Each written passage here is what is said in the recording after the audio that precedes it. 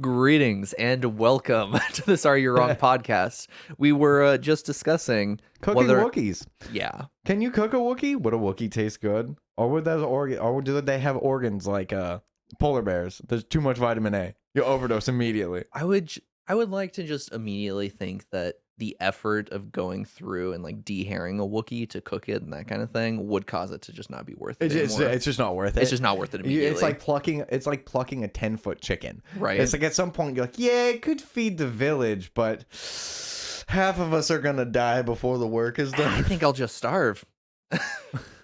So with me is Kevin, the Wookiee plucker. Hello and welcome to Cooking Wookiees. No, we're not cooking Wookiees today, but we are talking about what games we are looking forward to in the year of 2023. Last week, or last podcast, I guess we should say, we kind of talked about, hey, what games did you miss? What games should you check out from 2022? So now we're looking ahead. We're looking at 2023. What games are we excited for? What games are we waiting for with bated breath? And yeah, we're going to kind of hop into that. We got a couple changes to some segments in the show. We're going to hit, the weird anime and strange games later on, kind of explain to you the differences that we're going to do with those. But, starting off, we're changing up the what game have you been playing to a Kevin, what's happening? Wait, a What little if- bit more of a relaxed format. Yeah, we're going to kind of that way we can discuss what movies have you been watching, TV series. Have you been doing anything weird with your computer? Are you messing with Xbox 360s, putting batteries made of pennies to fix things? Just the weird stuff that you do sometimes. I'm gonna go ahead and correct him and say it's not a battery. It is a heat sink. And yes, if you have a 4 red-ringed Xbox 360, you can probably fix it with some pennies and a round of electrical tape. Yeah, so we're going to kind of change it up a little bit. That way we're not just talking about video games because, I felt like video games were kind of everywhere and we wanted to give more space to talk about other nerdy stuff. Passions are far more extended than just video games. No, we can have many conversations on Star Wars or Halo, the extended universes of which, or even the games, the shows. There's a lot to cover. Yeah, and so just kind of make it a little bit more of an open-ended thing because, sometimes we don't have time to, well, I don't know, play video games enough to where we feel like we have something to talk about. It's like, oh yeah, I moved one level further in this game. It's not necessarily the most exciting content. However, I did, consume 3 episodes of this show or that kind of thing. Yeah. So just, making it to where we can give you a bit more of what we've been up to without forcing ourselves to change, what we are doing throughout our, week-to-week basis. Definitely, yes. It's sometimes a little difficult to keep up with life and a show. Yeah. But with that, I think that we should start getting into, we have quite the list. We have 30 games that we are looking forward to this year. It was 29. I didn't like that. I had Kevin go find an extra game. That way we could have a nice, rounded out 30. But I can promise you, it's okay because the game should have been on this list anyway. Yep, just slip the mind. It's okay because you know what? It made the list. And that's all that matters. It's definitely here. And this is definitely what I like to call a console war style year, where there's so much competing going on between the major branches of gaming that we're getting some choice games coming out this year. It's looking good. It's about time, there's been a lot of this next year. Don't worry. Next year, we're getting the Xbox exclusives. Oh, not this year. Next year. Guys, it's happening. We're getting Xbox exclusives this year. Oh, yes. They are happening. Xbox has been buying up studios left and right. And we're seeing the fruits of the labor now. And we are going to see some Xbox Games Pass Day 1 drops. Those are definitely coming. Yeah, so along those lines, we're looking to start in April. Oh, yes. Looking specifically at April 13th.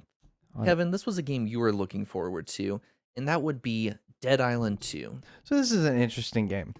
Just because I was a big fan of Dead Island 1, and of course Dead Island Riptide, to a kind of a lesser extent. It was a much smaller game, much quicker to play. But I kind of liked the concept of being trapped on a desert island when the zombie apocalypse breaks out. And just trying to fight your way off that island. It was a pretty good story. Interestingly, it's been quite some time since the first two came out.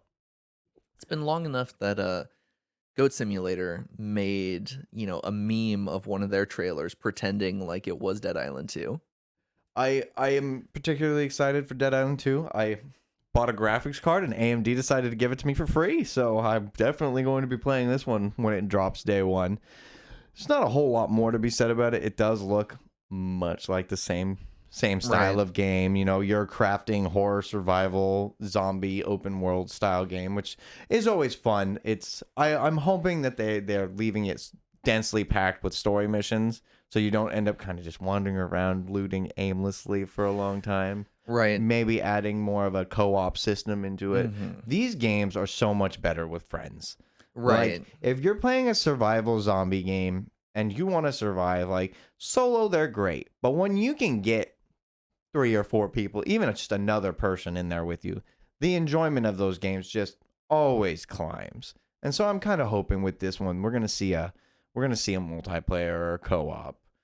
I'm not gonna hold my breath on that one, but I'd like to see it. Yeah, it's one of those that I think the part. So it's not one I'm anticipating, but it's one that I'm curious to see. Is there a place for zombie games in 2023? Oh yeah, Because it's one of those, we had last year, Dying Light 2 came out to, depending on who you talk to, middling to okay good reviews, yeah. success. Um, it didn't necessarily do like in proportion to like the first one came out of nowhere and did exceedingly well, Yeah. but it did, take on some of the concepts, try and improve, but I don't think it did as good as a lot of people were expecting. And it Yeah. really has me wondering, like, are zombie games still a thing? Because that was such a time and place, and it Oh, felt like everybody absolutely. tried to join it after the fact. It was a Walking Dead kind of tidal wave. Mm-hmm. Well, once we had that period in I want to say the late 2000s, early 2010s when we really started hitting all these zombie games.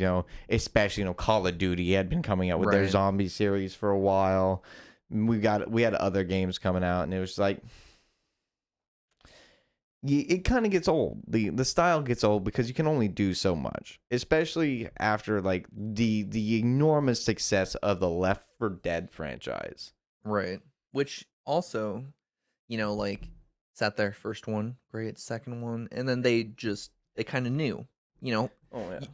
you can say that it's a Valve thing. Valve doesn't believe in doing third games, but I would also argue that they kind of were at the forefront of like, okay, zombie games were a time and place, and we're going to move to other stuff. Oh yeah. Well, I mean, Valve is way too spread out to try and focus on individual things. Right. They do way too much. And if they're one of those companies where they see the appeal is waning out, they're gonna redirect. Mm-hmm. They're gonna focus back into more of their time honored. And let's not to mention Valve is a big component for Steam, and they have been coming out with so much in the last few Right. years with their the Steam Index and the Steam Deck, and they've been busy. Right. But so next after Dead Island 2, we hop over to. So I guess a bit of context first was, so on top of me and Kevin putting forth this list, I also had my wife Laura help out with the list because she covers kind of a much different niche than me and you cover. She kind of fits a little bit more in like the quote unquote cozy game category, that kind of thing. And so, a little bit more of the like chill, like Stardew Valley type games, that kind of stuff. And so she started off with a little game called Roots of Pacha coming out April 25th. And so the idea behind Roots of Pacha is it is a Stardew Valley-esque game, but it's kind of during the Stone Age. Yes, that's interesting.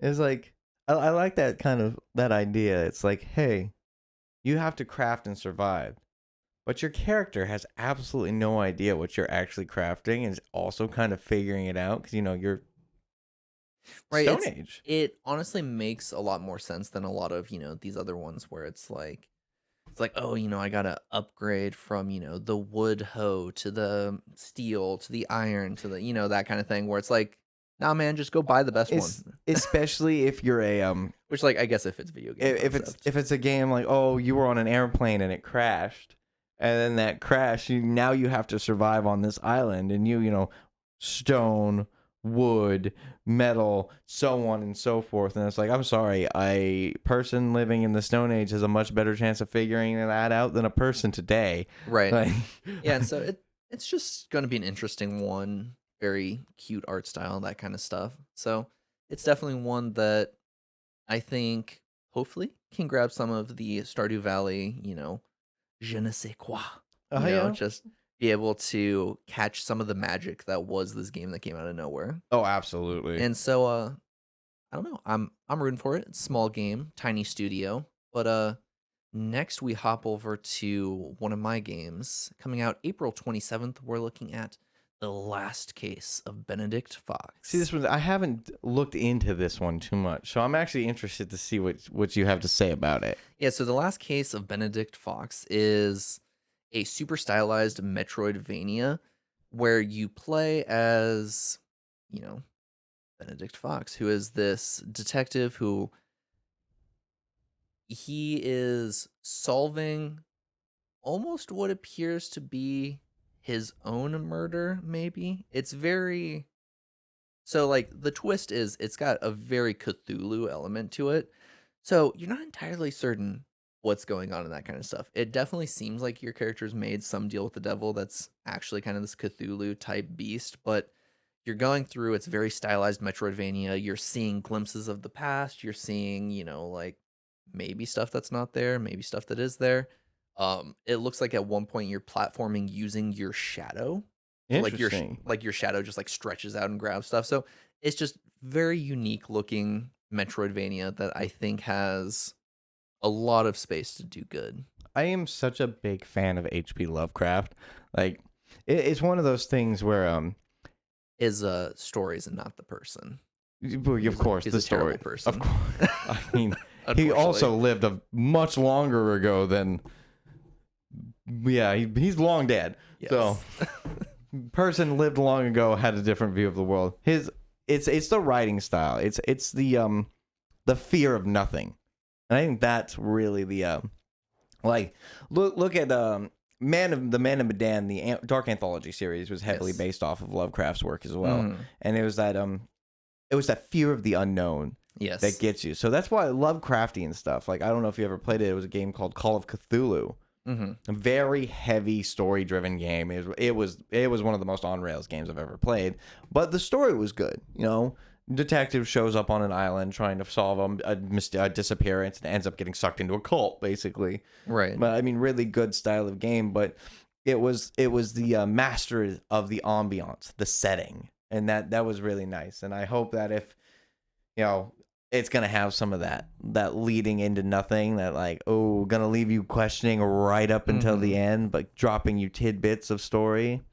I think it's going to be so interesting because I feel like kind of like what you got at Cthulhu, or not Cthulhu, but H.P. Lovecraft and his Cthulhu like mythos. It tends to follow one of two types of things. It's those fear of the big unknowns. And so that for him was two things. His stories, I feel like you can put almost always into one of two categories. Fear of the ocean, because my God, it is scary. No, yeah, fear of the deep. And then fear of space. Those were his two big things because those are, like you said, the biggest, the existential they're unknowns. voids, Yeah, the existential unknowns. And so I think it's going to be really interesting to see how do you capture that with a Metroidvania. Like this is a more enclosed, this is an open world game, that's going to very much kind of like shrink it down. So how do you capture that same feel, that same vibe? Yeah, especially in a pixelated bit game as well, because it's like if you're going with a platform Metroidvania style game, right? It's going to be much more drawn out. But I think with a design like that, you can also go back to some more simple, right? Like everybody remembers how terrified they were when that dog jumped through the freaking window in Resident Evil, and it was so simple and it looked so bad. But it's just a good way of how simplicity can work, and I hope they'll follow along, like a good solid story, but use that story to convey the fear. Mm-hmm. It can happen, and it can be done well. Let's just hope that they do. Right. And so wrapping up April, we have coming out April 28th, which my God, did I not realize how soon this is. Oh yeah. But we have Jedi Survivor. Oh yeah. This Kevin, I'll toss this over to you first. Oh yes. I have a lot of opinions about Fallen Order. Mm-hmm. And it's not that it was a bad game. Heck, it had one of the best gameplay. The gameplay mechanics on it were amazing. Like, Mm-hmm. oh, they did so well. It was such a fun game to play. Right, like that's that going back to the studio that did Titanfall. Like, was Titanfall great? Depending on who you ask, but everybody who plays Titanfall will agree that it feels good to play. And that's the same thing with It's Jedi. so smooth and it's so much fun to play. And it left, and they did so well on the gameplay mechanics. It almost feels like they overlooked the story itself. And as I'm all for going back and reusing like EU storylines, there's one EU storyline that has been beaten over the head so just thoroughly. I'm sick of it. I'm really sick of it. And it's the Jedi youngling holocron. Mm-hmm. And there have been EU stories where it's been destroyed, where it's been handed over to the Empire. There was a really nice episode in the comic series where Jocasta Nu snuck back into the Jedi Temple to steal this holocron. And she ended up getting a hold of what's known as a saber blaster and loading her lightsaber into it, and it fires lightsaber blades. And it is such a cool weapon, but unfortunately it broke and Jocasta was killed by Darth Vader, and the holocron fell into the hands of the Empire. Mm-hmm. But there have been so many, and it has been the focal point of so many. I believe it was even an arc in Rebels, Yes. where they were trying to find this stupid holocron, and it was either destroyed It's also or the same thing in Clone Wars too. yeah, it was another thing in the Bad Batch as well. It just keeps being repeated, and as much as I guess, yeah, it's the continuation of the Order, but at the same time, you can't continue an Order that's dead. So I promise I'm going to try and keep you short on this. Yes. So, do you find it weird that there are so many times where it's like they want you to believe that it's like, oh, it is the Jedi are like this quote unquote, small force. They're not big enough to be an army to fight. That's why they need the clones, that kind of thing. And yet they are able to keep track of this like giant list of like people that they're like, oh, this is going to be a kid, that's going to be force sensitive later. Yeah, Like, it's not even alive yet. Like it seems really weird to have that. But then at the same time, like I am so firmly like so many times in Star Wars I see it's a giant criticism of they're like, oh, add another to the list that survived Order 66. But it's just like, dude, there are so like, granted, there's not a bunch of Jedis, but there are so many Jedis that it's like not all of them were with clones. Like you had a lot that were off doing their own thing. There were doing, a lot like, of singular missions. There were many Jedi that straight did not trust the clones, right, and would not work with them. And so it's this like back and forth for me of like, would the Jedi be able to keep track of like all of these kids and that kind of thing? But I feel like it's that same thing of like, okay, maybe the Jedi couldn't keep track of all of them, but they also can keep track of their own people, which is why so many escaped Order 66. Exactly, and they couldn't keep. And it's the trope. It's interesting. They just use it as a way to continue a story. They give it a way to. They use it as a tool to give someone purpose. Mm-hmm. And that's my problem. Is going back into the actual game series now, and the reason that I am very much looking forward to Jedi Survivor, but also have my extreme doubts and criticisms over the series as a whole, is just the story itself. Mm-hmm. Like I said, the gameplay mechanics are beautiful. It is one of the most fun games to play, and I'm sure they're going to keep that for Jedi Survivor. If it's not broke, don't fix it. Are you ready for the different weapon types? I mean, that'll be interesting. There are a lot of different weapons in Star Wars. I love even just in the trailer we see him go from using one lightsaber to two lightsabers to using the great sword lightsaber, the like extended Yeah, blade, that's which interesting. making coming from, I believe that hasn't been canonized, so this The would great be it sword, becoming no. canon. No, it's the great sword is the only quote unquote great lightsabers that were ever created. There was several training sabers made for a man by the name of Pon Krell. He was actually executed by the Jedi in Clone Wars. He's the one that turned against the clones on Felucia. But Pon Krell had two saber staffs. They were called great saber staffs because they were large and meant specifically for his hands. Right. Because they were fucking massive. But yeah, they had to be appropriate for him because if he was holding a normal lightsaber, it looked like he was holding a butter knife. Right. So there were people that large that had blades built to match, but like a one small humanoid, like imagine Anakin Skywalker wielding Pon Krell's lightsaber staff. Right. It'd be ridiculous. I mean, the lightsaber staff alone stands taller than Anakin by almost like double his height. So it's interesting to see, like, it'll be interesting to see a human wield it. Right. I definitely think it, a lot of times throughout this term, Souls-like games, that kind of thing. And so I think it would be really interesting to see it go from like, I feel like the lightsaber was fairly fast-paced in Fallen Order. Oh, it was absolutely. And so I think it'll be interesting to see, more of this like, oh, hey, this is going to be a heavy hit, but you're going to have to time it. It'll allow players to actually have their own battle styles instead of just, okay, we have this lightsaber and we can only use it one of several ways. Right, because it was, do you want to do one lightsaber or you want one lightsaber blade or two? Yeah. But I really it'll be exciting to like, okay, do you want two normal sized lightsabers or do you want to go with a full saber and a dirk like Ahsoka? Right. Because Ahsoka didn't use two of the same size lightsabers. She had a shorter one and a longer one. Right. One backwards, one forward. And again, that was just every Jedi had their own lightsaber style.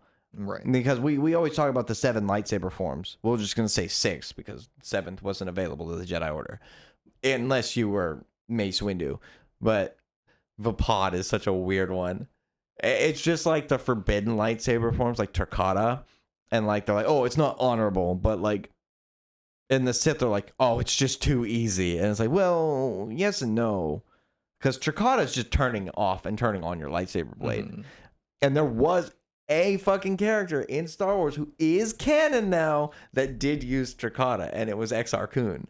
I want to see Exar Kun's lightsaber. Right. The double-bladed lightsaber. The real double-bladed lightsaber. One-handed. Not a staff.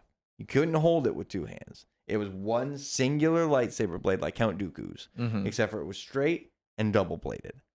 And I'm really excited to see if they'll add that. Because when I first saw Pon Krell, I thought that too. I was like, oh, double blade. Nope, they were saber staffs. Right. Because he can grab them like this. Yeah.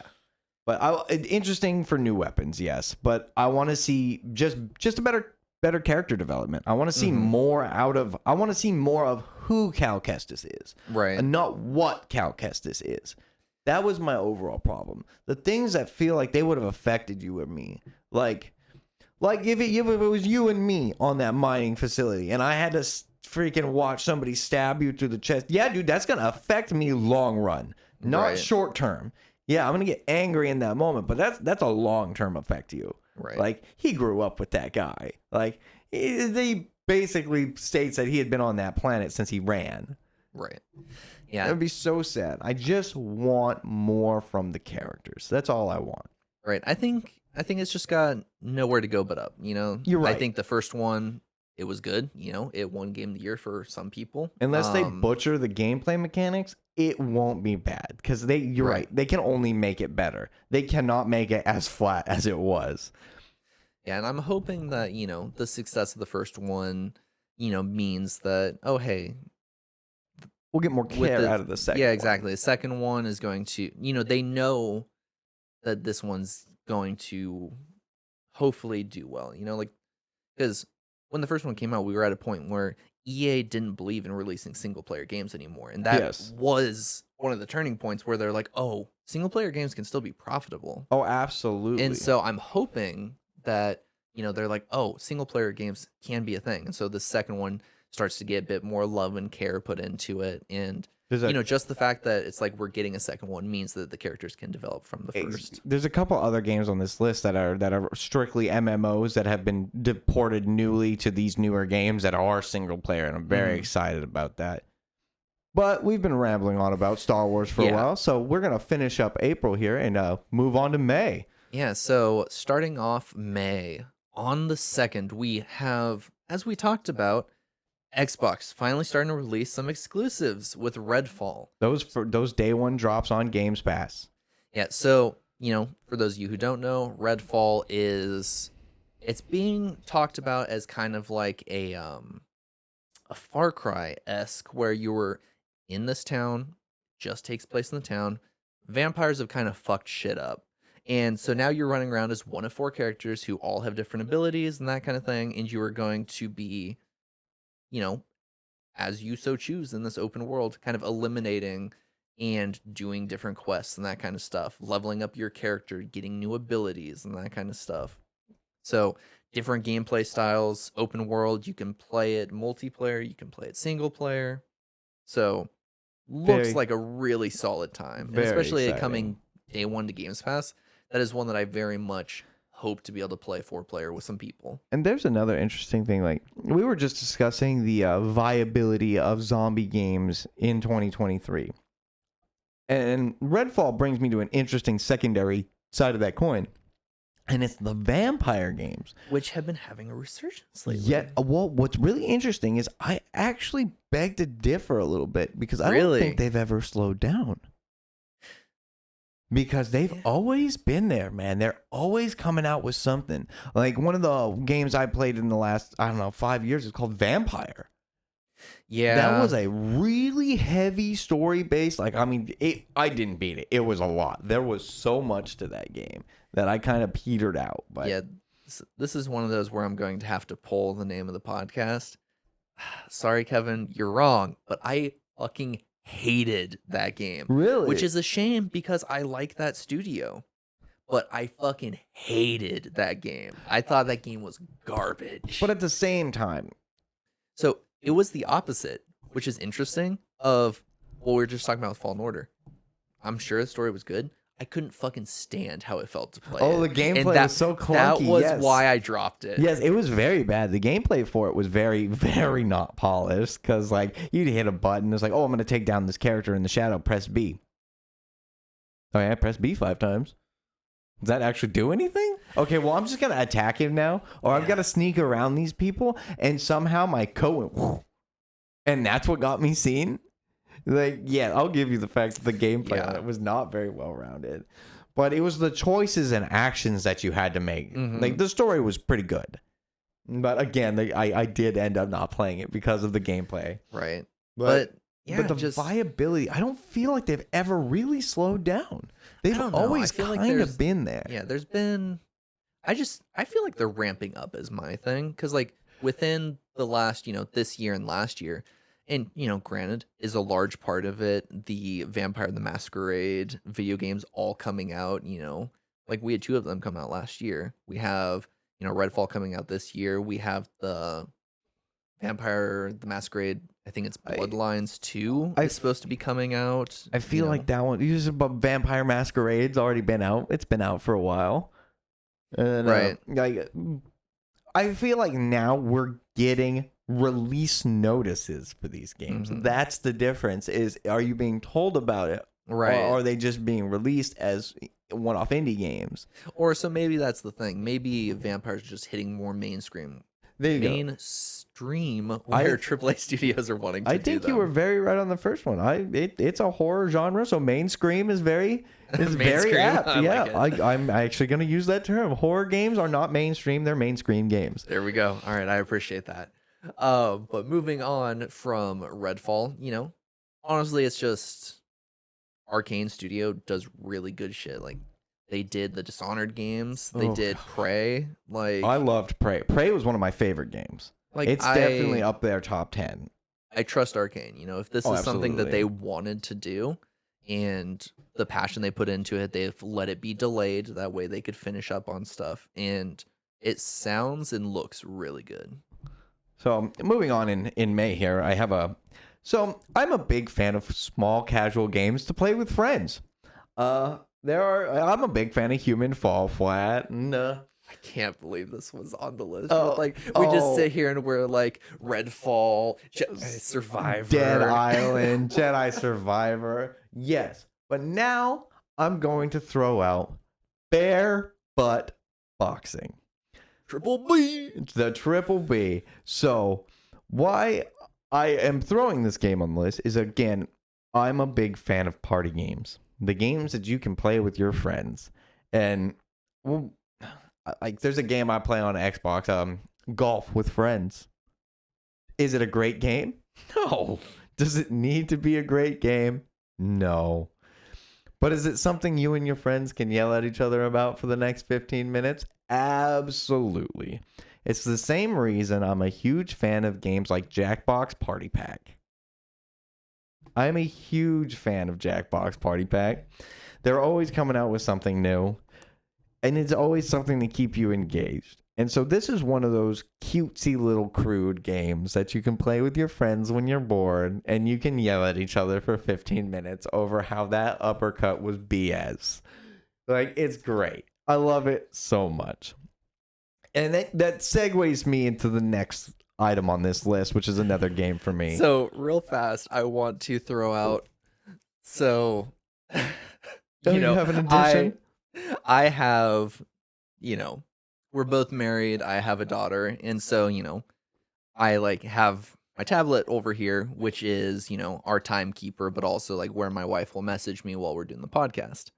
And so my wife had messaged me, I pulled it up, and it brought me to something that Laura told me when she was watching one of the other podcasts, which is, Zenith, you can't pull up anything on your computer screen because Kevin is as bad as I am with my ADD and just immediately like loses whatever he's doing or saying if you pull something up. Yeah, I immediately look at the screen. I'm like, "Ooh, what's going on? Oh, shiny!" And you're just that's like, a new light wait, source. I forgot what I was saying, and just like that stopped for a second, and then I watched you like, oh yeah, and then went back to it. It was good. My ADHD, it's real. Yeah, but yeah. So after Barefoot Boxing, we're going back to Kevin with a game coming out May 8th, which I feel like this one, it went from like, didn't hear anything about it, didn't hear that it was even getting a sequel, then all of a sudden it's like, boom, here's a release date. That's it. That was it, because I felt like they were being sneaky about it. Because this is one of those games that wasn't mainstream. Darkest Dungeon was not a huge game. It got popular as it was out for a while. And which is why it made my list, was because Darkest Dungeon 2 coming out May 8th is it's the same style of game. It looks like they're doing just a continuation. And I never got too into it. I didn't play it too much, but it's really exciting when a studio decides to hush themselves into releasing a game. Yep. And so their fans are sitting there like, oh, we've played it, we loved it, we're never gonna get another one. To, oh my gosh, so I'm getting a second one in a month. And certain studios take that approach. And if you don't do it too frequently, I feel like it's a great approach because certain games are overhyped. There are a couple games on our list here that have been way too hyped for what they are. We've been hearing about them for years. Yeah, for years. And then you get we're going to have to push back the release date for one reason or another. Then you get sad and then forget about it. Mm-hmm. And it's almost like Dead Island 2, for instance, has been pushed back. Yes. It's been the release dates have been rescheduled and rearranged so many times that it feels like Dead Island 2 is like waiting for Avatar 2. It's just, it came out so long after the initial release of the first one that it's kind of like, kind of forgot that was a thing. Right. So, Kevin, for those that don't know, what would you describe? What's your pitch for Darkest Dungeon?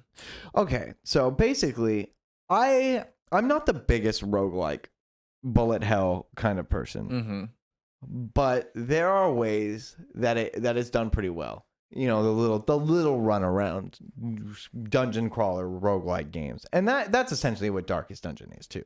You want to sit there and play a game where you're somehow grinding but not doing the same thing over and over and over again.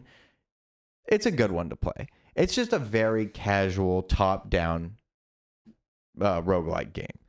It's one of those that if you don't like those games, you will not play it. Mm-hmm. But if you do like those games, you're going to sink 100 hours into it. So something that I think is really interesting about it is I was turned off of it because roguelike, I don't have the time. I don't like playing them. I don't like They being take completely reset. They take up a weird amount of time. And so it was one that I always fell off of. But the weird thing, like why I know about Darkest Dungeon is because of it has transcended video games to like more often than not, where I hear about Darkest Dungeon is in like role playing, like subreddits or that kind of stuff. Your tabletop forums, yeah. Because people will be like, "Oh, I want to use like a mental health system, like how Darkest Dungeon does, like the trauma system or whatever, like people have different like names for what they call it, but like that's the thing that I think is so interesting about it. As somebody who's never even played the games, is the fact that it has permeated these other realms. Oh yeah, I would not be surprised if we saw a Darkest Dungeon tabletop game. Because it is much just a D&D simulator. Right. It really is. Alrighty, so moving on from that is one of those that could be argued as it's been, talked about for a really long time. Oh yeah. Maybe a little too overhyped, but this was one that Laura is very excited for, and that is Legend of Zelda: Tears of the Kingdom. Legend of Zelda. It's just one of those where I think my biggest frustration with it is just how long they've been talking about it. It's very much like once we eventually get Elder Scrolls 6, like the fact that it's been 2 or 3 years since they showed us that like Elder Scrolls 6 logo. Oh guys, so it's just like watching Rockstar being like, "Hey guys, you guys want GTA 6? Too bad, expansion for GTA Online. Why don't you go ahead and buy a shark card?" But no, like in all honesty, Legend of Zelda Breath of the Wild rightfully won Game of the Year for a lot of people. It was like, no matter how you feel about it, you have to sit there and admire what it has done to the games industry in general. Because like you have games like Immortals Phoenix Rising, which took so many direct inspirations from it. You have so many other games that have like taken this formula. Like, I mean, you can sit here and like all of you, mobile and PC players, Genshin Impact. Genshin Impact only exists because of Breath of the Wild. And you sit here and like you see the immense success that has had. And you're sitting there and they have, I think Star Rail is their new one that's going to continue this kind of format. But like it has permeated and just absolutely expanded the games industry. And so I sit here and I'm just like, can this one live up to and do the same thing that the first one did? I think on the Switch, because the Switch is such a weird console. It's like you own a Switch for portability, but I pose the question to anybody when that portability is actually necessary. I mean, as somebody who, lately has been hopping into a lot of Switch games, dude, I love sitting there and getting just a couple extra, like, oh, let's do a couple extra levels, like let's maybe hunt, an extra monster, that kind of thing. Just like it gets that little bit extra, you just Chewie back up. What was that? I gotta stand Chewie back up. He fell over. Oh no! Chewie down. He heard you were trying to eat him and cook him up. Yeah, right. He heard about cooking Wookiees and was like, "I'm getting out of here." But no, I think that Legend of Zelda: Tears of the Kingdom, it is setting itself up. I don't know if this is so much what people are hoping, but it feels like this is going to be the Majora's Mask to, If you tell me the Breath of Wild's Ocarina of Time, we're shutting this show down right now. No, 100%. I need it. Let us know if I can get a button that says "Sorry, you're wrong" and shows it up on the screen. I'll get one because you are wrong. Because like this is supposed to be a darker version. It's supposed to be the Twilight Princess of Skyward Sword. You know, it's the darker sequel. Well, I mean, yeah, And- but that'd be great if Twilight Princess didn't suck. You know, it's loved by furries everywhere. So. I'm sure it is. I'm sure everybody Sorry, you're loved wrong, that little, Kevin. that little creepy little. What was her name? Madeira or something? I don't know. I was talking about just everybody thirsting over Wolf Link. Oh my gosh. I'm so okay. So I'll give you just a small, quick little why I don't like Breath of the Wild. The Breath of the Wild was released to make you pay as much money as humanly possible. Oh, the map too big, too empty? Buy this DLC. You can get a motorcycle. See, there's my problem. Screw your giant open world if you're not going to put anything to do in it. I would argue there's a lot to do in it. The problem is You're right. have I to will find argue that there's a lot to do in it after you buy your DLCs. Once you have bought these things, you can get there quicker, do things faster, have more fun, but I refuse to play that game. I refuse to play the game of, well, it'll be better. And it's the same thing. And you can't argue this with me because it's the same thing every player has told me. Oh, it gets better once you get the motorcycle. Just buy the DLC and get the motorcycle. It'll get so much better once you can move around faster. That's not the point of the game. Let's see. And I can't even. Who are you talking to that's not using the horses? The horses are almost as fast as the motorcycle. And it's like, I can't even speak for the storyline because the gameplay was so disappointing. I never even played the story. I never even touched it. And so I hope that, and I mean, let's be honest here. I'm going to defer to Zenith on that one because I'm not even going to play it. Yet I own a Switch, but it is. You don't know where it is. I don't know where it is. I'm a PC player primarily, so I guess I'm never going to get Zelda on the Switch or on my PC unless I emulate it. And if I do that, I'll be playing the good ones, like Ocarina of Time or Link to the Past. Yeah, I don't know. See, growing up as a kid, Majora's Mask was my preferred over Ocarina. I don't know if that's just You know what? I can't tell you you're wrong because I love both of those games on such an equal playing field. Like I love Majora's Mask for its own reasons, but I love Ocarina the of Time creepy, for darker its own style. reasons. Agreed. I remember having nightmares as a kid about that moon. Looking up at the moon and looking at that face as it got more and more angry as it was coming in through each day. Oh man, that freaked me out. And like watching the Skull Kid change his personality. Like day 1, you see him up on that clock tower and he's dancing around. Day 3, you look up at that clock tower and he's a zombie. Like, because day 1 it's Skull Kid, day 3 it's Majora. And it's so good. Good. And the turning back time, losing all your small trinkets, but keeping all your major story, it was done very well. Mm-hmm.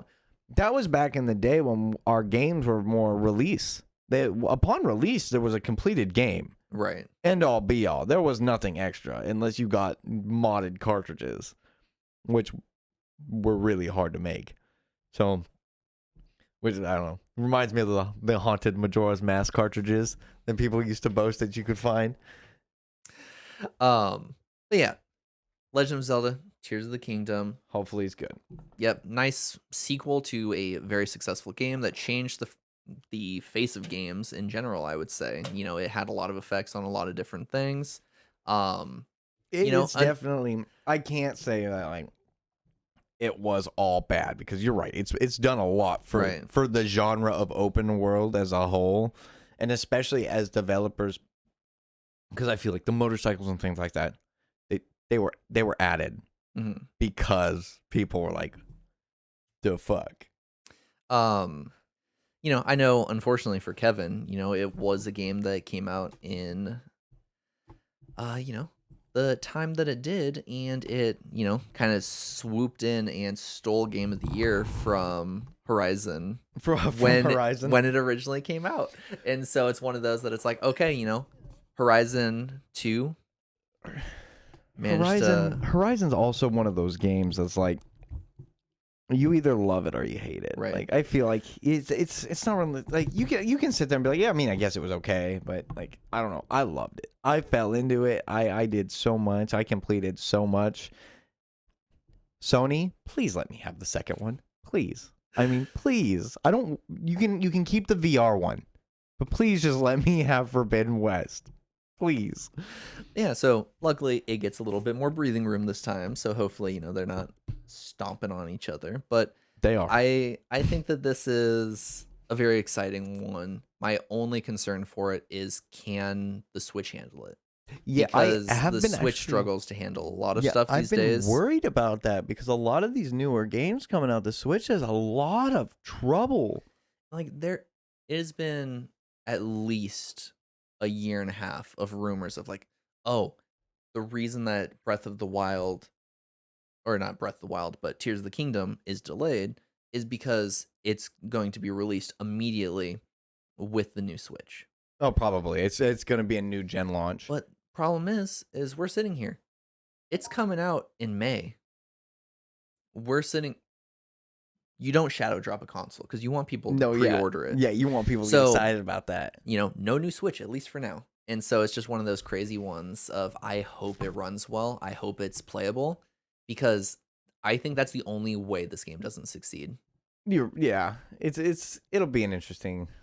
But now we hop over to Kevin. You have one up there. This one actually, it seems like it hasn't been as hyped, and it's a me game. It is definitely a game I like because I like open world crafty games. Yeah, so we're talking about May 16th. Atlas Fallen is coming out. Atlas Fallen. It is very interesting. From what I've seen, it is very much an Atlas style game. Atlas Arc, I guess, as most people would think of it would be the baseline for these games, would be Arc. It actually reminds me more of a game called Conan Exiles. Don't know if you've ever played Conan. Yep. Huge fan of Conan Exiles. Only problem was it was one of those games that you get really into really quick, level yourself out real quick, and then kind of peter out on. Mm-hmm. Just like later on down the storyline. Yeah, I never finished Conan Exiles, but I will say I have an opulent palace that I have built for myself in Conan Exiles. So I like that kind of game. But this one is going to be a bit more story driven. So a bit more linear. Think less Ark, more Sons of the Forest. Okay. So there's a linear storyline, there's something to do, but you can have fun. There is the world that's open. I don't know if you've played Sons of the Forest yet. I have not, no. I always want to get into survival games. Never end up do. Crafty survival horror games. This one's all a survival horror, but there's this crafting element to it that I like a lot. Like you can Lincoln log build in this game. You can cut down trees, make logs, and Lincoln log them together. It's really interesting. It's a lot of fun. Do you need to? Absolutely not. Not even remotely. Like, the most you have to build in this game is like a bed. So, Atlas Fallen.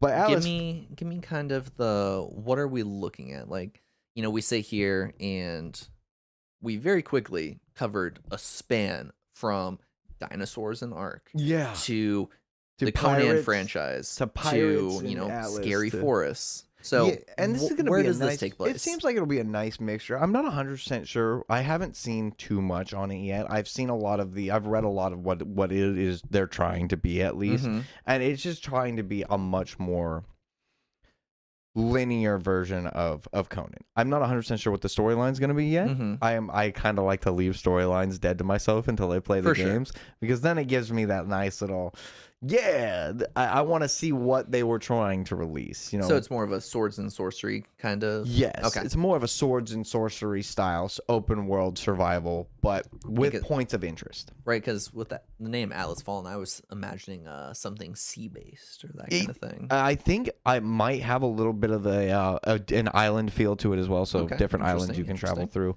Again, I haven't seen the map yet. It's on here because I was very excited for the concept of the game. Right.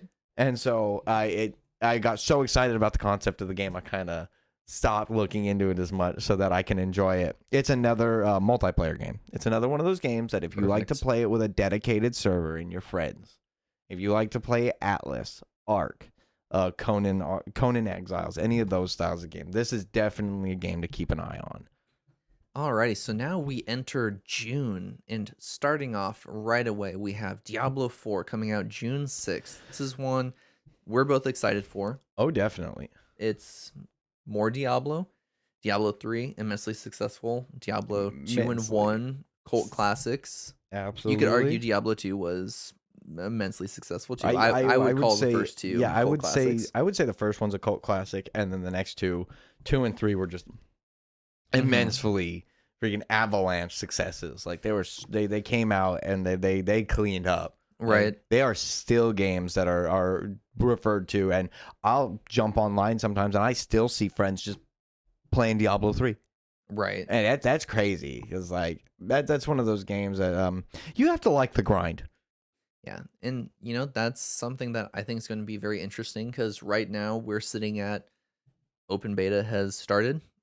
Yes, it is. People have been playing it. It is playable if you guys have your Xbox subscriptions. It is open beta. I do believe it's free to download for the open beta. I believe so. And it's one of those that reviews are out. People are talking about at least the beta and immensely successful. Yeah, From positives. Yes, from what I've very heard, positive. some people straight up throwing it in game of the year contention already Yes. just from the beta. Which is a crazy thing, because normally these betas are just a small taste test of the game, and apparently it surprisingly, because there's quite a bit of content released on the open beta, and so it's a lot of question on how much content this game's actually going to have. It's been a while in the release date. Yeah. They've been making this game for years. I would say the only thing to be scared about for this is how long is it going to take to come to Games Pass? Because we got this Activision Blizzard acquisition happening. It seems like the final blocks have fallen, and it's just a matter of time before it officially goes through. Yeah. And when Bethesda got purchased by Microsoft, it was pretty soon after that you started seeing their games pop up on Games Pass. So I'm hoping we get this relatively soon. But I am too. not one. I know that it's tied heavily into Blizzard Activision, so the same companies that are making the Call of Duties. And Microsoft has been making statements to Sony about whether or not those are going to be continued to be even released on PlayStation. Right. So it's heavy points of contention as far as acquisitions for these companies. So it's hopefully it'll be released on Games Pass. I'm hoping they're not gonna exclusive it. They'll spread it around, leave it on PlayStation and everything, so everybody can enjoy these games. But speaking of bullshit exclusives, we're going to jump to June 16th, or no, sorry, June 22nd with Final Fantasy 16. Final Fantasy 16. Bullshit exclusives. Kevin, take it away. I grew up on Final Fantasy. Yes. I grew up playing Final Fantasy 1, which is a game that, you couldn't even save. You had to beat that game in a single shot. Because if you didn't... So, Kevin, as a PC mostly player, Final Fantasy 16, are you going to be able to play this day one when it comes out? I don't know if I will be able to play it day one. My research was showing me that June 16th was probably the PC release date. So it has not been released yet. I have seen a lot of news about this one, and this is a particularly interesting Final Fantasy. In any other year, it wouldn't have made a list for me. Right. But this particular Final Fantasy made my list for what it's doing.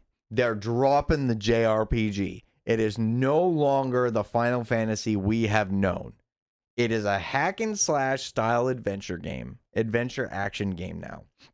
And I'm really glad Square Enix is dropping the pretense, because they've been building to it for a while. It's just felt like they've been in a awkward in-between spot for the last while, where they are not committing to either, and so I felt like it hadn't been great. Final Fantasy 12.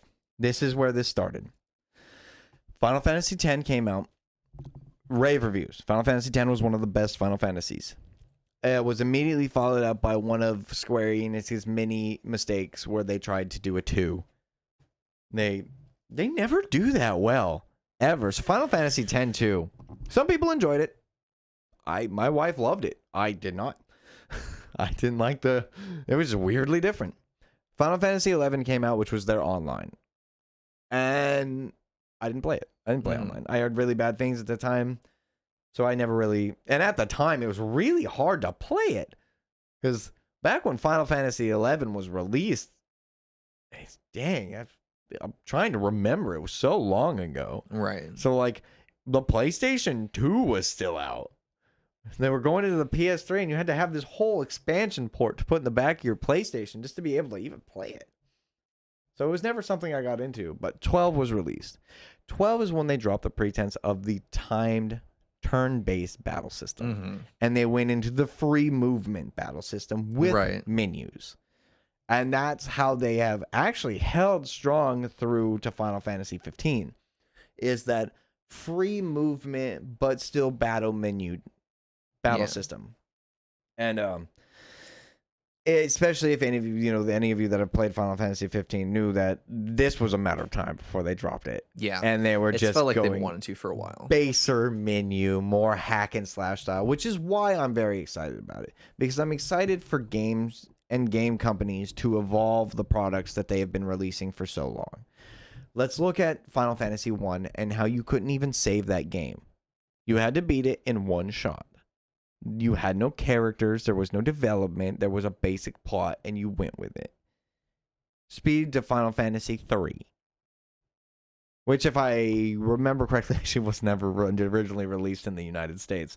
But Final Fantasy 4, that was you had characters that had names, and they stuck really heavily, but you got to save. Because it came out on a console that time, so you got to save. Mind you, you still had a booklet to play the game. Book. Not booklet at that point. Now you get one piece of paper that tells you that if you throw this code, you get 3 days of Xbox Games Pass for free. Right. But they've changed so much, considering that Final Fantasy 1 came out before I was born. Well before I was born. So that was and they've gone from that basic turnstile pixelated 8-bit game to Final Fantasy 16, which is the first game I've been excited about since Final Fantasy 7. And I'm talking the original one, not the remake. Yeah, I don't know. I've never been a Final Fantasy person. I'm curious to see what happens with it. I don't think it's one that I'm anticipating, but I would love to be, surprised and hear like, oh my god, it's amazing. And maybe I'll try it out. I'm excited to see Final Fantasy 16 turn into Dragon's Dogma. Yep, that'd be sick. Yep. Love that game. I'd love that a lot. That free-based battle system would be so nice. Speaking of games that are going through changes, we hop to, and this is allegedly, according to leaks, coming June 30th, we have Assassin's Creed Mirage, a game that has not even actually been released. Like, everything we know about this game is a leak. Has it not been released?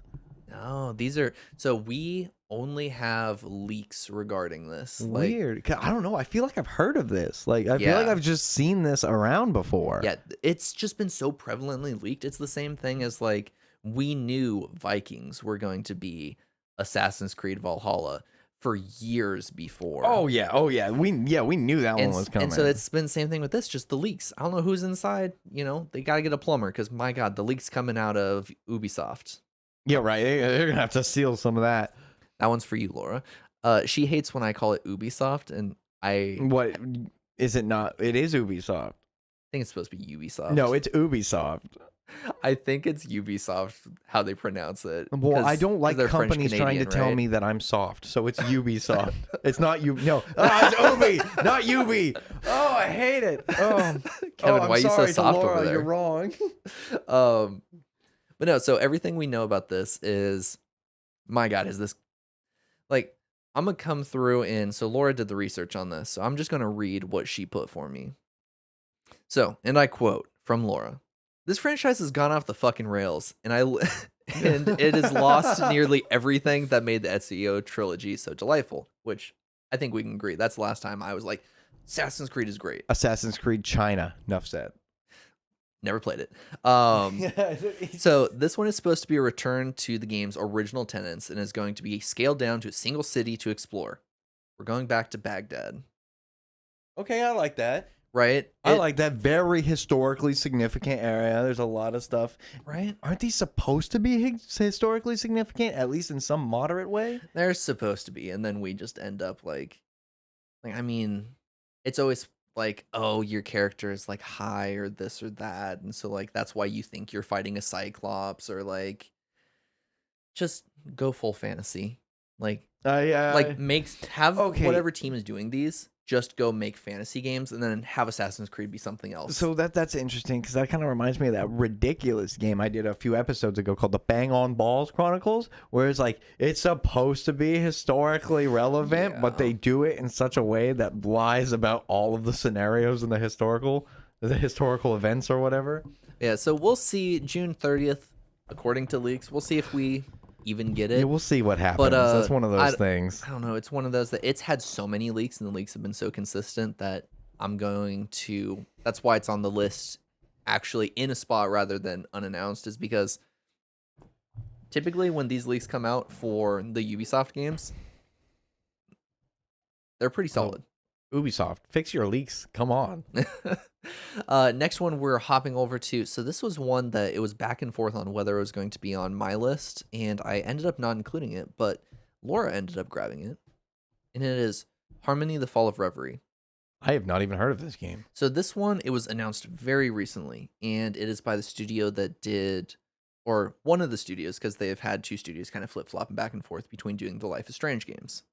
Okay. And so it is a very story-based game that it looks like it's very heavily character focused. It looks like there's going to be branching path narratives and that kind of stuff. And it almost seems like, like based on your decisions and helping out these different gods and deities, you're going to decide the fate of the world. Oh. Yes. Oh, dang. That took a turn. Yeah, it's very it's very stylistic. It's very cool looking. Like it's interesting because you have like these gods and deities and that kind of thing, but it almost looks like super like sci-fi. I like that. That might be cool. a gift for my wife as well. She's a big fan of the Life is Strange series. Yeah. It looks really cool. I highly recommend checking it out. It was one that, like I said, it was almost on my list. Didn't end up grabbing it. Laura grabbed it. So it still ends up being on the list. I'm glad we talked to you about it. I'm definitely gonna look into that one because I am not a Telltale fan per se. Like I'm not a big fan of Telltale. I have multiple friends like my wife and our friend Galen. Galen's really big into those games. Like they'll stream them for each other, and like they did the whole Man of Medan series together, the Dark Anthology. Like that'll definitely be one I probably end up buying for the wife for sure. Yeah, she'll enjoy it. And so wrapping up June, we then skip all the way to August. Surprisingly, nothing in July. And so with August, we have two of mine. Yeah. So apparently not a lot happening in August. And so this is one where, so we jump to August 29th, back end of August, with Sea of Stars. And Sea of Stars is a very, very beautiful pixel art JRPG looking game that's just stunning. It kind of looks like it's taking the Triangle Strategy, Octopath Traveler, like HD 2D graphics, where it's like super beautiful crisp. Pixel art. Yeah, it's super crisp, but it's so minimal. Yeah, it looks really good. Looks like it's, classic JRPG kind of look and feel to it.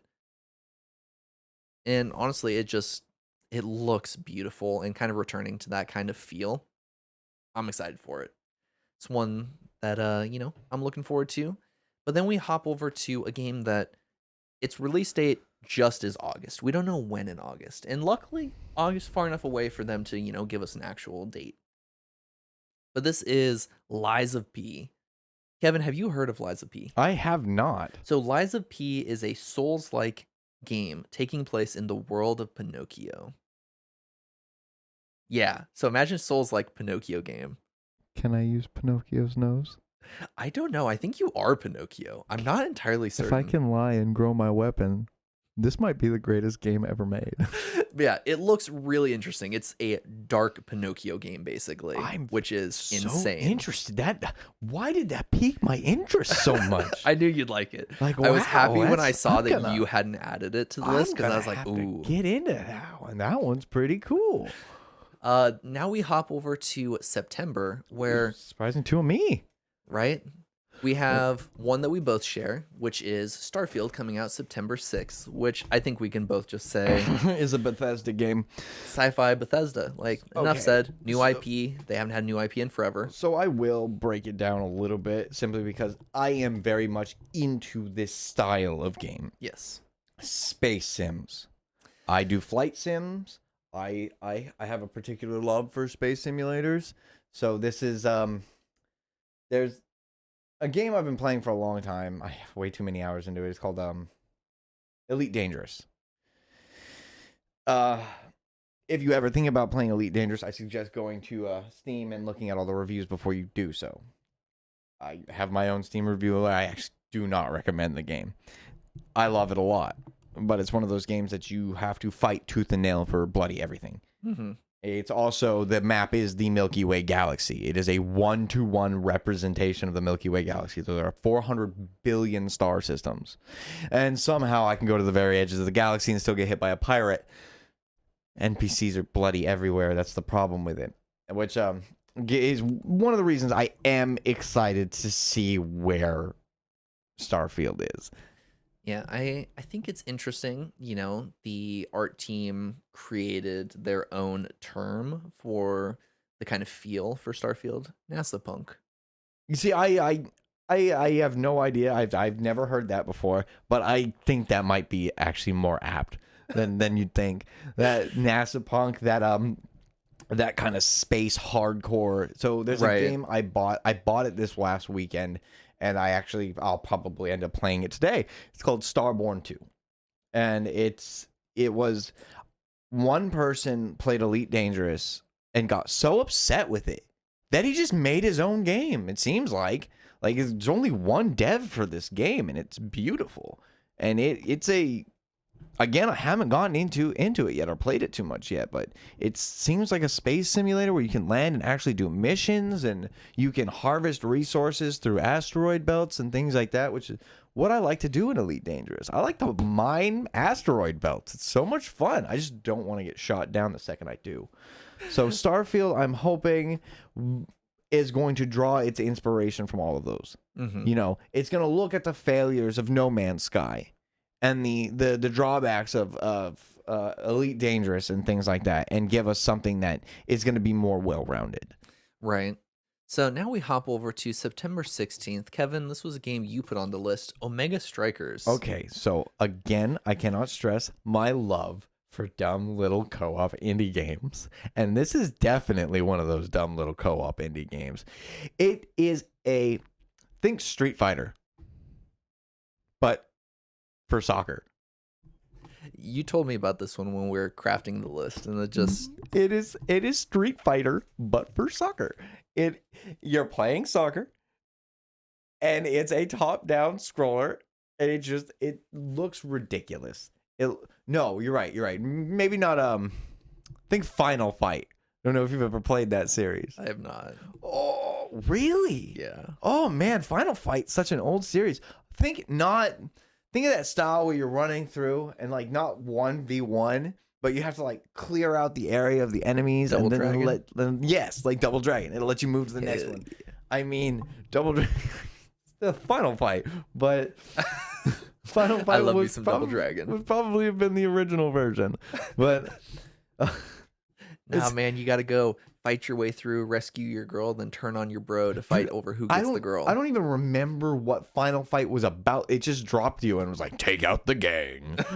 It was an arcade game, and most of those arcade games didn't even really have storylines. Right. Which is weird. Why didn't they add more storylines to keep people coming back and dropping quarters in? Who knows, man? Because definitely it's one of those. It's like, hey, you gotta go find out what happens next. But Omega Strikers it's just one of those. If you like a small game, is this something you're gonna dump your life into? Absolutely not. But is it something that you're gonna spend a few evenings with a couple of friends just getting mad at each other over nothing? It's a good time. It'll be a good time. So that wraps up September, and now we hop over to October, where we have nothing on the list. Where we have absolutely nothing. And then we hop over to November, which also has nothing on the list. Where we'll sit here quietly and celebrate our quiet Thanksgiving with nothing coming out. And then we hop to December, where somewhere in December, maybe the So devs bad. can find some safety and actually finish this game, because right now they're fighting for their lives over in Ukraine. And this is Stalker Oh. 2, who, has had members of the studio die fighting to protect their land right now. And Stalker 2 is a first person game where we are exploring the ruins of Chernobyl, and it seems like some paranormal shit is happening. Is this a sequel to Chernobyl Light by chance? I think I think it maybe. might be the same devs. Yeah, Like, it might be. it's like Stalker 2, I think it's a part of Chernobyl Light. I Yeah. own Chernobyl Light. And if you want an interesting story-driven game, first-person shooter, play Chernobyl Light. It is crazy. Like you think, oh well, you're just experiencing like the atomic wasteland that is what's around Chernobyl, and it's a time traveling game. Yeah, so very intrigued about it. It's one that they've been leaning very heavily into like the visuals of, rather than like giving us any sneaky bits of the Oh story. yeah, it's like here's some 'Cause prettiness. Be excited for that prettiness. Right? And like just the creepiness. Like be excited for creepiness. It definitely gives me vibes of like Metro Exodus. Ooh. Where like when you saw those trailers and that kind of stuff of, it's like, oh, the environment. Here's the interesting thing. As a huge fan of the Metro series, I never even finished Exodus. Right. But like they're also a book series. So Right. like if you like the Chernobyl series, but the Metro series, read the books. Because the books, there's 2 books that cover everything. Everything up to Exodus. Exodus was not written by the original author. Everything else was written by the original author. Like it this wasn't. So that's why Metro Exodus feels so different than the other 2. There's a reason, because it wasn't written by the original guy. And so like I hope I really love the Metro series, damn. But yeah, so Stalker 2 is something I'm very excited for. Definitely a game and studio I would like to help support and that kind of thing. They are putting their game out, Games Pass, day 1, whenever that is, sometime in December. Especially with everything going on, that's honorable. That's Yeah. like that's crazy. And I really hope that everything calms down and they can get back to doing what they want to do. Right, exactly. And so you might notice, hey, we just wrapped up December, but that was not 30 games. Well, we're going to sit here and we're going to kind of maybe try and pick up the speed a little bit for these not yet announced games. These are games that the developers have said, hey, they're coming out in 2023, but they just haven't said when they're coming out in 2023. Oh yes, this one's a big for Zenith list. Yeah, this big gets very large for me. Kevin, very good about finding games that had dates on them. Actually release dates. I went a little bit more with, hey, I'm really excited for these games. Who knows when they're coming out? And we're going to start with Alan Wake 2. This one had a very, very short sizzle reel at the Game Awards last year. And it seems like we're taking Alan Wake, which was very much a countryside horror, and bringing it into the big city. Interesting. It looks like it's taking place in like a New York or like an LA or that kind of thing. So very excited for that. And then we have Banishers, Ghost of New Eden. My God, does this one look good? What is a Banishers? It's Banishers. Oh, I read that. I'm like, what is a Bancher? Dang.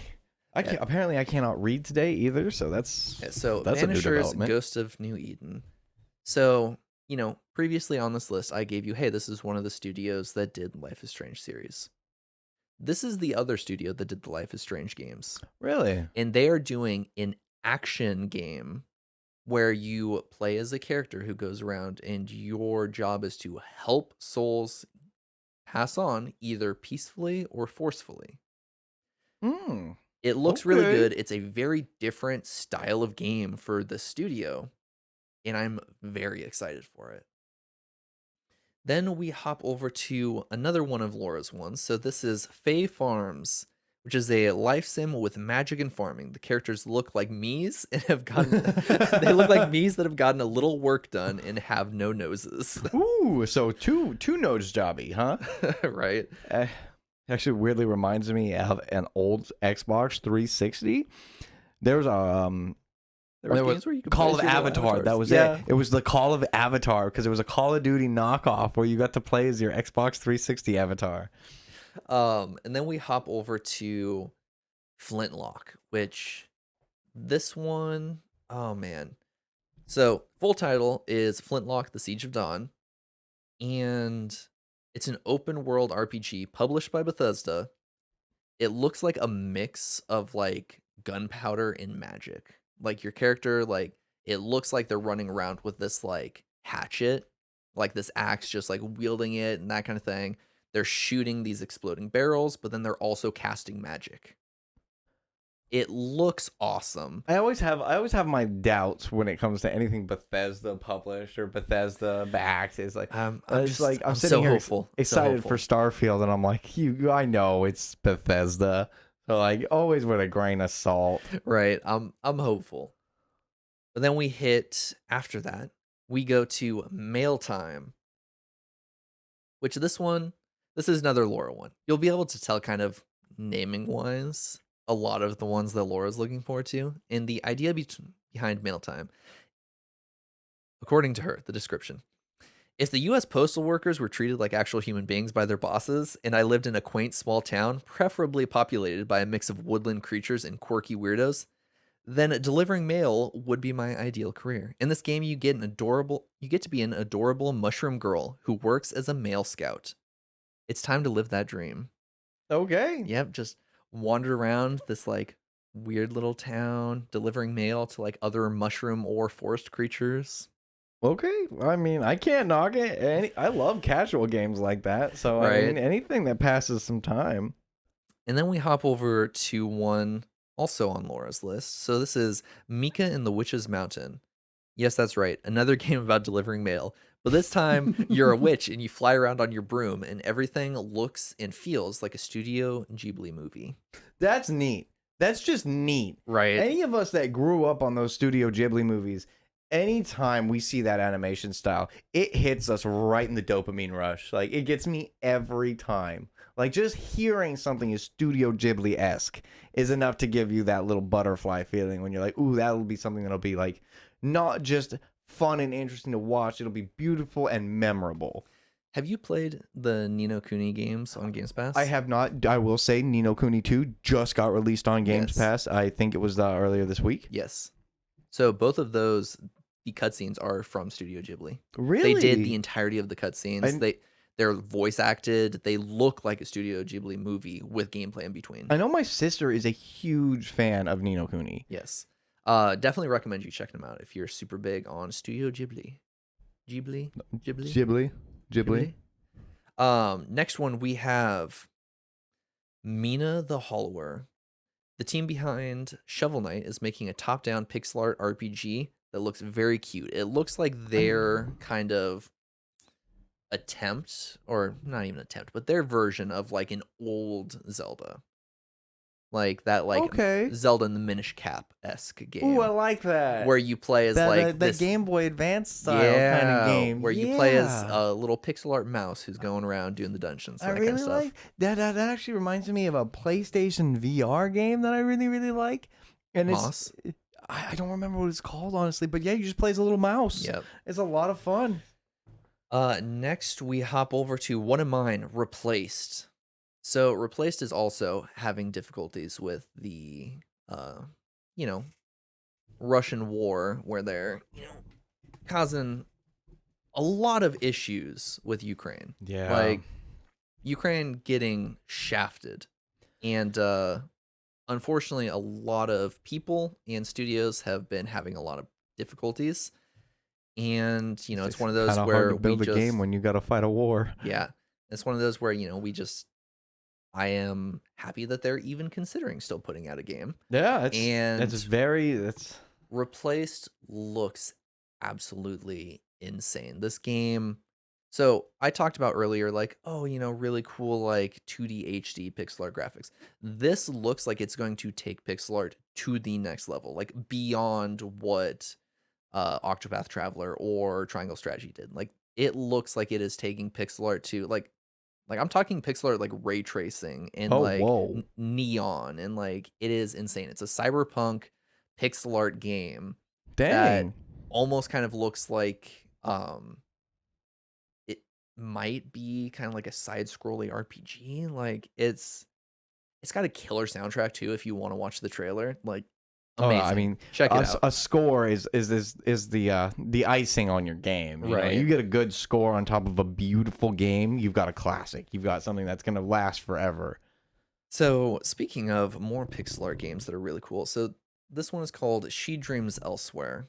So, it it's a single person developed game, so it's been kind of having it keeps slipping. It looks like it was supposed to come out a while ago. COVID caused it to continue to be bumped, that kind of thing. Single dev games always have hiccups and bumps like Right. that. So, this one if you look it up, it says it came out in 2017 because that was when they put out the demo for it originally. But She Dreams Elsewhere is a super cool kind of indie pixel art game that is tackling mental health and that kind of stuff. And just you're a character who is in a coma who is trying to escape the nightmares that they are literally trapped in their own head with. Oh, interesting. Yeah, so it's a very cool looking one. And then we have Songs of a Glimmerwick. Hey, look, another game about being a witch. The magic is centered around music. You cast spells by playing your magic flute. The Rhythm art style is games. really unique, simplistic, and effective. Also, a magic school. Welcome to Hogwarts. Now dance. We're never dancing on the podcast again. There's your thumbnail. So then the final one is we have, or wait, Kevin. I do have one. Yeah, Actually, you have believe it one or in not, I between. know it has been a very quite a long list of not yet announced. So this one, it kind of has an announcement. Yeah. Kind of. So it's all the way back up in what was it? May? Yeah, I think it was it's May in or April. yeah, it's in April, which is very soon to not To have not like an have an official official date? date. Yeah. So we put it in the unannounced because it feels like it's one that's going to get kicked back. Yes, I'm very excited about it is because it's a game that we have never gotten before. As far to my knowledge, this is the first single player Star Trek. As far as an entire game goes, an entire space open world space exploration, and it's very exciting. I do have a little bit more on it because I have been going ham into the trailers for it. It looks beautiful. Basically, have complete control over your own starship, and you have to go do missions for the Federation throughout the known galaxy and go and explore and find new things and deal with new and different races throughout the Star Trek universe. And I really, really like the concept of it. It is not a co-op game. It is not a multiplayer game. It is solo only. Single player only, which is, in my opinion, something we don't get enough of these days. We get a whole lot of freaking co-op multiplayer games. But this year especially, we're going to see a resurgence in single player games. Things that you can sit there and play an entire story by yourself with minimal sharing with other people. But I am also excited to see more co-op games. More things that you can sit down with just one friend and play a whole game. Right. It feels like there's been this weird push from where for a while it was everything had to be online. Yeah, yes. And it was online multiplayer only. And now I feel like we're kind of coming back to like single player games can be effective. And split screen is kind of hopefully. Maybe I'm just willing it into action. Making a comeback. Well, I love the whole split screen thing, but the problem with split screen in modern days is simply the hardware in which we're using. Because in order to split screen a game, you have to run 2 instances of that game, and it tends to crash out graphics cards and processors. So that's why they can't. And so it's like that's one of those unfortunate situations where there's an actual physical hardware limitation to what we are able to actually accomplish. And it's just like going back to the problems with the possible these new games being released on the Switch. is like it just does not contain the hardware necessary to sustain usage. Right. The battery isn't quite there. The CPU gets hot. I mean, it's only in my experience, but I'm sure they have nice little cooling cases you can put on your Switch now. Right. So the final game we have is a game called This Bed We Made.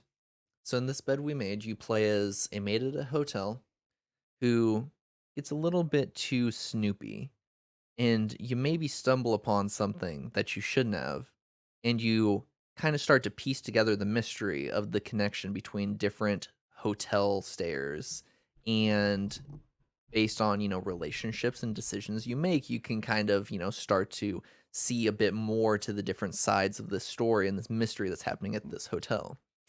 I added in my notes, kind of think about Bad Times at the El Royale if you've seen that movie. I haven't, but you want to know what it did remind me of? What? Disturbia. A Shia LaBeouf movie.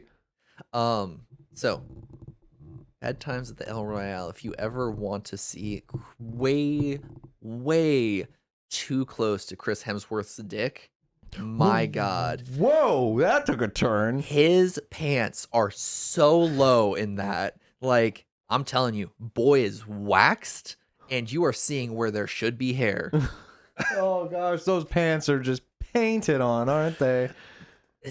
The pants are honestly pretty loose because it's supposed to be like 70s, maybe 60s, Oof. but like how low he wears them. Yes, way too close to naked Chris Hemsworth for me. Yeah. Oof. Yeah, it's something. But yeah, so that wraps up our list.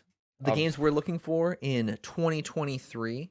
I hope, maybe you guys haven't heard of some of these and now they're on your radar. Yeah. If you guys have any that, maybe you're interested in, we didn't put here, Anything throw them in the missed, comments. That way definitely let other us know. people, that way other people who are watching can kind of see, like, oh, hey, maybe we missed it, but they see your comment and now they're checking out, hey, what is this game? Look up a trailer, oh, that's something I want to, keep an eye on. Oh, absolutely. And of course, going forward, any comments, suggestions, always welcome. We're continuously growing and adapting the show as we film it every week. So Yeah. And part of that is changing segments. So we had some discussion, we heard some feedback, that kind of thing. And so what we're going to be trying to do to make it a little less spoilery for the anime section, which we'll start with that right now to kind of talk about what we're wanting to change and that kind of stuff. But so with the anime section, we're going to, starting, the episode before, I'm going to tell you, hey, next episode, this is what anime we're going to watch and talk about. That way, you guys have a chance to watch it before, I go into details and kind of spoil it and that kind of thing. And so what'll happen is at the end of me, telling you about the anime that we watched that week and that kind of thing, I will tell you, hey, this is the next anime we're going to watch. Here's kind of the pitch for it, if you're kind of like, oh, sell me on it. What is it? I tell you a little about, hey, this is the pitch for it. And you can decide, okay, that's something I want to watch. I don't want spoiled. And so you can watch it. And then, you can tune in that next week to kind of see, okay, what were the thoughts on it and that kind of stuff. yeah. But that way you can also be like, that's not really what I'm interested in. I'll just let him recap it for me. And so we are also, second thing we're going to kind of be changing about the anime podcast or anime section of the podcast, I guess. Yeah, I guess, yeah. Yeah. The extended nerdiness side of the podcast. Yeah, so one thing we're also going to change is it's going to change from just being weird anime to being just anime in general. Like, why you should watch anime. Just because, depending on who you talk to, all anime is weird, that kind of thing. So, Yeah. there's an argument for, just whatever you watch, you can talk about. But also just kind of just establishing, like, hey, here's some really cool anime that I would like you guys to watch and check out. Maybe you haven't heard of it, maybe you have heard of it, and you kind of want a place where you can meet up in the comments and talk Yeah. to other people who have watched that anime and that kind of stuff. But, just that way we can hit like a wider variety rather than just like searching the deepest recesses of Crunchyroll trying to find weird shit. Cause like, trust me, it's there, but like, God, Sometimes it's just too hard to find. it can be exhausting finding it and then making yourself watch it. And then another thing is, if any of you have any weird ones that you've come across yourself, feel free to let us know. Help Right, like narrow those searches a little bit. yeah, any recommendations of like, oh hey, you should watch and talk about this one next. The one thing I will say with that is try and keep it, to where like most people can watch it, not like oh, you have to order the Blu-ray for $100 off of Yes. Amazon where one person is reselling it. Keep it to something like, oh hey, you can watch this on Crunchyroll or it's Yeah. on Netflix or Keep that it kind of simple. thing. Also the only other thing I will ask, don't make it something like One Piece or Naruto where I'm going to have to watch hundreds of episodes. Just, keep it to Short, something sweet, that, simple, good yeah, series, right? Like, not even, Bleach. yeah, even something along the lines of like My Hero Academia, where there's, maybe what we'll do is once like a full season is out, we can go through and do like a Oh, yeah. recap or that kind of thing. Or like But final reviews over finally finished ones, like maybe like an Attack on exactly, Titan review or something like that. yeah, but we'll kind of keep it to anime that are, whether it's like a Spy Family where it's technically the first season was 24, 25 episodes. So something like that where it's like, it doesn't have to necessarily be like, oh, only 13 episodes or that kind of thing. Like it can be more. Just don't make it towards like 100 episodes, Yeah, yeah. We're not trying to Something that's watch the not Pokemon 16 anime. seasons long, or like Dragon Ball, where there's 8 different versions of it. Yes. But yeah, so that's kind of what we're going to be doing. Kevin, do you want to talk a little bit about some changes we want to make to Oh, also, I guess something that we kind of talked about behind the scenes was, so I'm going to be fully taking over the anime section. Kevin's going to be doing um the weird slash, like whatever games Kevin wants to talk about, kind of obscure game Oh yeah, section. the little things I like to find on Steam when I go diving into sales. I have a pretty expansive Steam library. I have a problem. I have something like 200 games in my Steam library. It's pretty long. So, like, definitely when it comes, you be a little bit more free. Suggest some weird games you found on Steam. Even maybe some emulator games.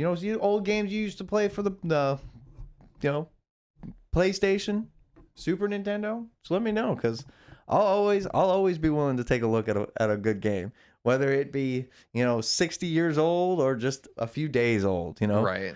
Like there is no limit to both underrated games. It doesn't exactly have to be the weirdest game in the world, but if you found a game that's seriously underrated, that, like, I'll just throw out, for instance, an NES version of the Ninja Turtles. I feel like that game never got enough love. It was so hard. Like, I think Dark Souls would be easier than playing this Ninja Turtle game. But Oh, man. but good times, like. And so I guess I will, of course, be taking over our weird video game side of things. So, and there are not too many changes to that side, though. Just that I Right. will be fully taking over that one. Yeah, I might pop in every once in a while. Either we're still kind of deciding whether we want to make it like the main topic if I want to talk about a particularly weird game, or maybe what we'll do is rather than here, little discussion for you guys, little behind the Yeah. scenes on the podcast. But what I'm thinking is maybe rather than doing like two of the weird game segments or whatever, maybe if I have one I want to talk about, we'll do main topic and then I'll just talk about the franchise instead of like, oh, this episode I talked about the first game and then next episode I talk about the second game. I like that a lot. The Yeah. franchise reviews is also a really Yeah. good. Like, I found this game, but because I found this game, we decided we're going to go and take a look at all the games that came out from that Right. franchise in the last couple of years, because they tend to go deep. We've got these big franchises that are enough for Steam to base whole sales off of. I mean, that was one of those that so me and Laura got talking. I can't remember how we even hit the tangent of Five Nights at Freddy's.